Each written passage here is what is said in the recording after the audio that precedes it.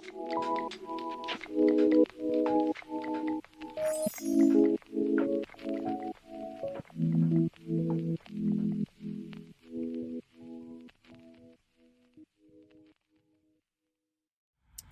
right, good morning, good evening, good afternoon. This is my second time trying to record this video because first time I was trying to multitask and then I forgot I don't know how to multitask, and I ended up tripping over my words because I can't focus on two things at once. I was trying to retwist my hair, but we're not going to do that. We're just going to get straight to this video. So we're going to be talking about mental health because I've gotten a lot of questions about mental health, especially with me being a truck driver. There's a lot of things that go on out here on the road. Just being a truck driver, period. It doesn't matter who you are, but then also when you add to the fact that you're sort of not the norm out here, there's certain things that happen that I don't know would happen to other people. And then also when you add into it, for me specifically and for a few others out here, I'm actually doing like YouTube too, and so both of those things in conjunction, there's a lot of things to handle mentally about them. I figured I would share a little bit about how I handle my mental health, which I have all of it sitting here in front of me that I would like to share. So when I first started this YouTube, I made it very apparent that this was not only just to show you guys about trucking for me, but it was also showing you guys my growth and my journey in Christ. Because if you can tell, the first video that I ever posted on YouTube was how to be a Christian over the road, which I look back and I cringe a little bit because what? But I wanted to start off my platform with God because essentially, I say this often, this is not my platform. This is a platform that God is using, and so this is his platform and I'm just being used through it. And so I believe that this platform is helping, even if it only helps a couple, it's still helping. That brings me to my first way of handling my mental health, and it's simply put, God. I don't say that lightly, because when I tell you that the basis of how I can stay grounded, how I can maintain my peace and my joy in life is through God. And it's not to say that I don't encounter certain stressful situations. It's not to say that I don't have sad or mad or angry moments, because I have all of those. I'm still very much so human. But how I can recover quicker, how I can rationalize irrational situations, how I can move forward without being completely traumatized or damaged by certain things that I encounter, or how I can improve upon the things I've already encountered that have been traumatizing, is through God, and God specifically. God is my hugest component. He is the main reason why I'm able to continue through life on YouTube and in trucking and in anything else that I do. I lean on him. I don't just say God and I'm not depending on God. When I say God, I mean I wake up with God, I end the day with God, and throughout the day I'm speaking to God. I'm not saying it to say that I'm perfect, because there are days when I'm not as consistent with being in God's presence, but for the most part, I know who it is that I need to lean on, not who I want to lean on, because wants change all the time. But I know my creator. I know that I was created. I'm not someone who decided to be born. I was born for a reason. And so I knowing that I was created for a reason by the creator, I go to the creator with my questions of why I'm doing this, who I'm doing this for, and why I'm supposed to live life. So when I tell you that God is the reason why I can be sane in certain situations that I didn't even used to be able to cope with well, it's because I know who to go to. Another thing that I use for my mental health is therapy. Therapy, I believe, has grown in the last couple of years specifically. Some people say it's trendy because it's been talked about a lot more. I use BetterHelp, and my therapist is Christian, and so that definitely helps me, because sometimes I need to talk about things that are spiritual, and I don't necessarily want my spirituality to be squashed or sort of pushed to the back lines because my therapist isn't Christian and they don't believe in that. You know, it doesn't even have to be based on something specific. Like, for example, certain things occur in people's lives, like abandonment, abuse, and so they go to therapy specifically for that. While I've encountered certain situations in the past, I don't necessarily go to therapy specifically because of something. I go to therapy because there are some things that I know I still have to improve on. Who I am as a person is not perfect. And I believe that therapy helps me to get some of those dormant thoughts out into the open. She knows how to ask the right questions. She knows what I need to improve on because she was taught to be an expert in this area. And so while I know some Christians feel like if you follow God, you don't need therapy, I believe that God placed therapy out here to help us, and he uses other people to speak wisdom onto us. I attend therapy once every 2 weeks, so it's more of like a maintenance call. Another thing that I've been doing recently is me and God have been talking, okay? And I've been telling him that I recognize that my creativity has gone down tremendously. My imagination has gone down tremendously. I don't really have vision for things like I used to.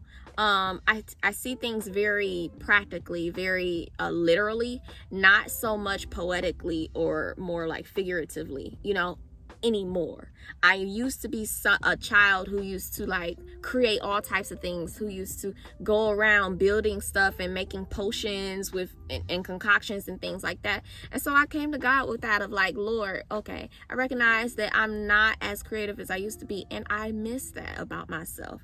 And I used to chalk it up to becoming an adult, because inherently they do say that when you get older, real world problems come into your life and you start to put all of those imaginations to the wayside. But I that's not something I want to do. In the Bible, God speaks a lot about being childlike, not to be childish, but to be childlike in faith. And I believe that creativity and imagination was gifted to us by God. And when we chalk it up to being older as the reason why we've lost a lot of our creativity, I don't think that that's also true. I think that we have missed out on certain key components that we used to prioritize as a child.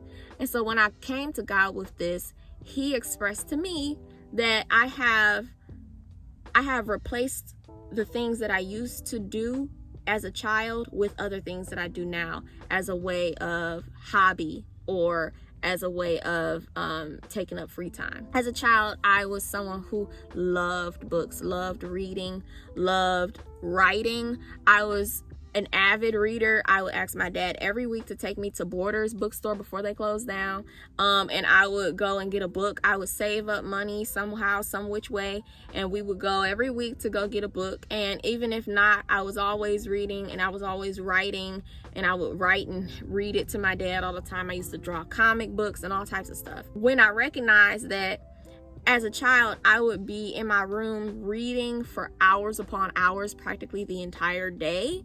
And now when I have free time, what do? I go grab my phone and I click on Instagram, or I end up watching a YouTube video. And don't get me wrong, I do prioritize my free time with like reading the Bible and things like that. But those things are more of to keep in God's presence. And I still think that's very important. But as far as hobbies, I've replaced my creative hobbies with social media. And my free time is now receiving a lot of the world and entertainment from like, just random things. Oh, my nose itches. And he revealed that to me of like, get back to what you used to do. You used to read a whole lot and you don't do so anymore. And so recently I just picked up this e-reader. It's a Kobo H2O, Kobo Libra H2O, whatever. It's a nice e-reader, and I got it recently, and I'm reading a book right now called The Line Between. I'll leave the title on the screen, but I got this specifically because I don't always have access to a Barnes and Noble, and even if I did, I don't want to have a bunch of books in this truck because it just accumulates and things like that. And also, this is great for when you travel and things like that, if you're on an airplane. And I just felt like it was a great investment. And as a child, I actually used to have a Nook, but then I since got rid of it. And so I'm just grateful to have this now because I'm able to increase on my reading. So my plan is to cut out a lot of getting on social media for entertainment and instead grabbing that. That's my goal, to increase that. So I believe that helps with my mental health because it's helping me to channel a lot of my old ways of imagination and creativity, and also building upon my vocabulary. And it feels more productive to use that as a means of entertainment as opposed to just scrolling on Instagram, reading certain things. Another component of my mental health is Pepper. Pepper is my baby. Pepper is a gift from the Lord, and I mean it 100%. She is my blessing of 2021. As soon as I received her, I changed as a person. I used to never like dogs. Like, don't get me wrong, I've had spurts where I really wanted a puppy, but then every once in a while I would come back to, I guess in my mind it was reality, of like, okay, but no, dogs stink and dogs drool and dogs poop and all of this stuff, and I just always would talk myself out of it, of like, it's not worth it to me. And even before I got Pepper, I was in a mode of like, yeah, it would be cool to have a companion, but at what cost? And so I'd always put it in my mind of like, it's not all that worth it to have a dog on the road with me. But then God miraculously made it to where I didn't even buy Pepper. She was a gift, and I didn't even ask for her. It was sort of like a bringing to my attention, and receiving her has been hands down the greatest thing of 2021 in my eyes when it comes down to receiving blessings. Hands down. The first year when I used to drive trucks, I didn't feel like I was missing anything, but now that I have her, I feel like I was missing out like a lot. It's like having a friend and also having a baby, but then not having to tend to that baby as you would a baby. I don't know. I don't really know how to even explain it. It's like the best of both worlds. It's like having a friend without having a lot of space taken, and also being able to cuddle with that friend, and then having a baby and being able to coo and play with the child without having to deal with the crying and the whining. Like Pepper is like the best of all of them at the same time. And more than anything, in moments where I sometimes do feel down, I feel like God uses Pepper to sometimes cheer me up, because there are moments where, you know, maybe I've been praying, and sometimes I may cry about something, and whenever I feel down about something, Pepper comes up to me and she's like wanting to cuddle, or she's wanting to lick me. And just thinking about it now makes me a little emotional, because it's like, I know that it's God using Pepper. And then it's also the companionship of knowing that my dog loves me, because I love her. And I couldn't imagine not having her with me now. And I just want the best for her. And I'm just so grateful to be able to experience this. Statistically, it says that having a pet can increase the longevity of your life. Like, you'll live longer statistically, and also it decreases your risk of like heart failure, heart conditions, and it increases your endorphins and things like that. Even if you aren't a pet lover, get you a small dog. Now, a big dog, I don't know if you can handle that, but a small dog so far for me has been the best thing. And I don't know if I'll ever get into big dog territory, but for now, Pepper is like my bread and butter. I love her so much. Another thing is rest. And I feel like me saying this out loud is probably going to stir up a little of the confrontation that I've been getting a little bit lately with, like, there's been these words of like me making it seem like trucking is easy, or like I'm trying to make it like where trucking is supposed to be lackadaisical and things like that. So I feel like I'm about to stir up some of that when I say this, but getting a good night's rest is super important to me, and getting a nap in if you feel tired. Here we go. I could just see it now. I'm about to get a comment or two, or 5 or 10. Lord Jesus. But I stand by it 100%. I feel like it's a safe way to be out here, because you got to understand, when you are sitting for a long period of time, and when you are not taking breaks, and when you are not getting the right amount of rest, you are putting other people's lives at risk. You are making it way easier for you to make a mistake. I just watched a study. It was like a study where they were both there was these two groups that took a test. The group that didn't get enough rest versus the group that did get enough rest, they got 40% lower test scores than the group that got enough rest. And so you got to understand that was just a test, a physical test. But when you out here on a road, you can't afford to be 40% lower in your performance than you were if you had a good night's rest. You get what I'm saying? There are a lot of people out here who believe that you gotta push yourself to the point of being this warrior who doesn't get enough rest or not taking enough breaks for yourself. Your health is at risk when you don't take enough breaks. Your performance is at risk. People's lives are at risk.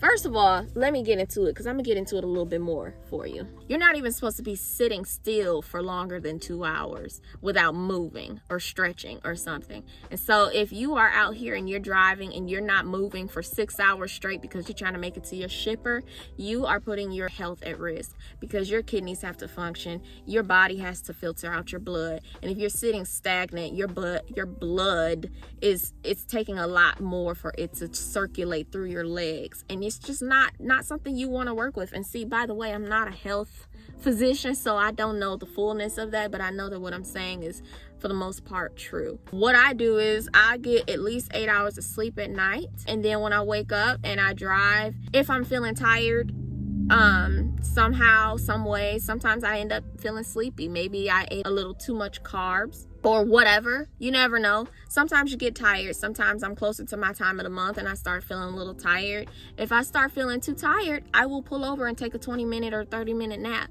And it's just a reviving nap. But I feel like that's way more productive than to be out here driving past the point of my, nodding off, and then I can get in an accident. Like, that's just not worth it to me. So it also affects my mental health, and knowing that when I have more energy, I feel better as a person mentally. You get what I'm saying? Also, I work out in the morning. That also helps with my mentality, specifically because I don't like feeling like I'm dedicating majority of my time to driving a truck. I don't like feeling like I'm not improving upon myself at all. It makes me feel like I'm just passing time and not doing nothing for myself. It don't feel good. And so when I work out in the morning, I'm telling myself that I'm below putting God first. I'm also putting myself first. You know what I'm saying? I'm taking time to work on myself, and it gets my blood pumping. It gives me more energy, and it just starts my day off right. Whereas if I don't work out, I sometimes feel like I've just been sitting around all day. It doesn't feel productive at all. It sometimes messes with my mentality of like, oh, you just out here, you know what I'm saying? So my channel has been growing a lot lately, which is like mind-boggling to me, where I really can't process it mentally, which is something that I don't rarely have this issue with. But we've been growing so fast and so large, and I think right now we're at like 16,000 or 17,000 subscribers, and that's mind-boggling to me. And I know it's God, because child, I'm not that technical when it comes to editing and all that stuff. So, but with that being said, as well as all the good that's come from it, it's also we've been receiving a lot more negative comments and things like that, and that in itself can really mess with anyone's mental health. I think one thing that people don't recognize is, or maybe you do, and I'm just saying it because it's something to say, when you go on YouTube and your goal is to do whatever, but you're putting yourself out there, you're automatically making yourself vulnerable for people to not only say things about you that they wouldn't say to you in person, or they would, but you wouldn't normally put yourself in a position to be around someone like that, or you are made known to people who you don't know. And so, for example, lately I've been getting noticed a lot more. Sometimes I feel like there's eyes on me, not so much or whatever, but sometimes I feel like there's an eye or two staring at me as I'm doing certain things. Or it's been times where I've been parked next to somebody, and then next thing I know, they know me from YouTube, but I had no idea they knew me, and that's why they were staring at me this whole time. And it's just like, after a while, that stuff can be uncomfortable for me. And I've had to go to God with it a lot. One of the things with that specifically that he's told me is that it's not about me. And it's something I had to remind myself about, because sometimes it can feel like it's too much. Sometimes I could feel like, you know what, Lord, I'm feeling very vulnerable and uncomfortable right now. And I feel like people are just like a little too much in my grill. and you got to understand, I grew up by myself. I grew up as an only child. And so for the most part, I wasn't ever really exposed to a lot of people. And this is the first time in my life where I've been exposed to this stature. And so it's very new for me. But I want to say that because of God, I'm able to handle it way better than I believe I would have had I not been, following him and depending on him in this area. So he's been telling me that it's not about me specifically, because I know that he's using this platform to build and grow people or to help people. I don't really even know the fullness of what he's doing through this platform, but I just know that it's being used by him. And when he reminds me that it's not about me, I can sort of step back and recognize, like, none of this is really about me. You know what I'm saying? Even if I'm being blessed by some of these things, it's not about me. It's just how good he is that I'm also being blessed. Because like I said, I was created. And so he had a purpose for me. And I don't really have to know the fullness of it for me to be used by him. He's such a good God that he blesses me through it. But when certain things come about that makes me uncomfortable, knowing that it's not about me makes me feel like it makes me feel more comfortable in knowing that it's not my choice to really opt out of it. You get what I'm saying? If it was about me, I would be battling whether or not I should continue YouTube in a different way of like, girl, yeah, it's helping people, but what about you and your mental health? And now that I'm following God, I don't really have that battle anymore. It's more like, I know you're using me, God, and so I'm going to continue. But can you help me with the part that makes me feel uncomfortable? Can you help me change my perspective so I don't have an internal battle? You know what I'm saying? Does that make sense? So it helps with my mental health and knowing that it's not about me. Alongside that, when it comes down to negative comments and things like that, though, I think that there's this stigma that you have to be heartless in order to be a YouTuber. Or when I speak on negative comments, sometimes people will say, oh, don't worry about that, they're just saying that or whatever, or you got to stop worrying about what people think. And the reality is that'll never happen for me. I'm going to always at some point feel some type of way about someone thinking something negative about me, because I'm human and I'm not heartless. But I am realizing that I can be unbothered. And the reality is, it's not about me feeling like, oh, this person said this about me, forget it, because it don't matter. It's more about me taking my eyes off of the physicalities of it and looking more from a spiritual point. Either you're speaking life onto somebody or you're speaking death onto somebody. And God is life and the enemy is death. And so when I receive negative comments that are speaking death onto me, I can recognize that that is from the enemy. And so it helps me to not take things personal when I stop looking at the person who's responding to whatever I'm putting out to help people in a negative way. I can immediately see that that is the enemy. And when I take the person's face off of it, or I take the YouTube name of whoever that person is that commented this or that, and I look at it as the enemy is trying to oppose me, then I can stop and think, I need to pray for this person because they're being used by the enemy. You know what I'm saying? That makes me, that helps me in a way more substantial way than me to say, oh, forget it, they just haters. Because it's not even really about me. You know what I'm saying? For me to have haters. It's more about they're being used in a way to try to knock me down. And God is using me to help them. And so if they can't see it and they're being used by the enemy, I need to pray for them. And even if I don't help them, that don't mean I'm not helping other people. But if they're coming to me with negative words, I'm not talking about graciously trying to help me. I'm talking about people who are speaking negatively and down. And that goes for you too, by the way. If you're feeling like people are speaking negatively about you. The best way to look at it is to look at it from a spiritual way. The enemy is trying to knock you down, especially if you're doing something you know was ordained by God. You know that the enemy is trying to knock you down with the words of other people. So the best way to not take it personal is to not look at the person. Even if you still feel some type of offense by it, after you pray for them, it just feels better. It feels better afterwards. And so that's been a big revelation for me that God has helped me with. And I'm just so grateful for that, because it's really helped me to navigate through the negative comments. And after I pray for those people, I just delete it.